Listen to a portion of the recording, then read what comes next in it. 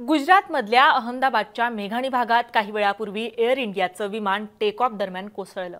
या विमानात एकूण 242 प्रवासी होते। एअर इंडियाचं हे विमान अहमदाबादहून लंडनला जात होतं। डॉक्टरांच्या वसतिगृहाजवळ हे विमान कोसळलंय।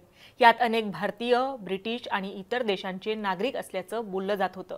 मात्र आता एअर इंडियाने जारी केलेल्या पॅसेंजरच्या यादीनुसार अपघात झालेल्या विमानात महाराष्ट्रीयनही असल्याचं समोर आलंय।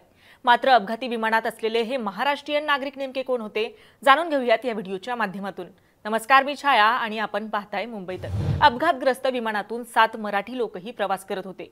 यामध्ये 3 प्रवासी आणि 4 क्रू मेंबर्सचा समावेश होता। या मराठी प्रवाशांची नावं काय आहेत ते सुद्धा जाणून घेऊयात। तर अपघात झालेल्या विमानामध्ये महादेव पवार, आशा पवार, मयूर पाटील, अपर्णा महाडिक, मैथिली पाटील, दीपक पाठक आणि रोशनी सोंगरे यांचा समावेश आहे। एअर इंडियाने एक निवेदन आता जारी केलंय, ज्यामध्ये त्यांनी म्हटलंय की विमानात 169 भारतीय नागरिक, 53 ब्रिटिश नागरिक, 1 कॅनेडियन नागरिक आणि पोर्तुगीज नागरिक होते।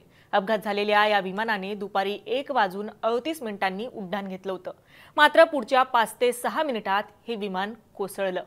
विमान कोसळल्यानंतर मोठा स्फोट झाल्याने या दुर्घटनेत अनेक प्रवाशांच्या मृत्यूची भीती व्यक्त केली जाते।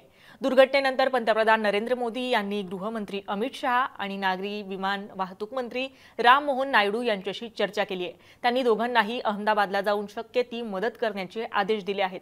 विमान दुर्घटनेनंतर अहमदाबाद येथील सरदार वल्लभभाई पटेल आंतरराष्ट्रीय विमानतळ बंद ठेवण्यात आले।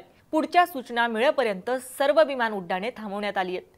विमान दुर्घटनेबाबत एका वरिष्ठ पोलीस अधिकाऱ्याने माहिती दिली आहे। ते म्हणालेत, प्राथमिक माहितीनुसार लंडनला जाणारे एअर इंडियाचे विमान डॉक्टरांच्या वसतिगृहाजवळ कोसळले। 2 ते 3 मिनिटात पोलीस आणि इतर यंत्रणा घटनास्थळी पोहोचल्या। जवळपास 70 ते 80% भाग रिकामा करण्यात आलाय। सर्व यंत्रणा तिथं काम करतेय असं सुद्धा त्यांनी सांगितलेलं आहे। या विमान दुर्घटनेत मृत्यू झालेल्या सर्व प्रवाशांना मुंबई तककडून भावपूर्ण श्रद्धांजली। धन्यवाद।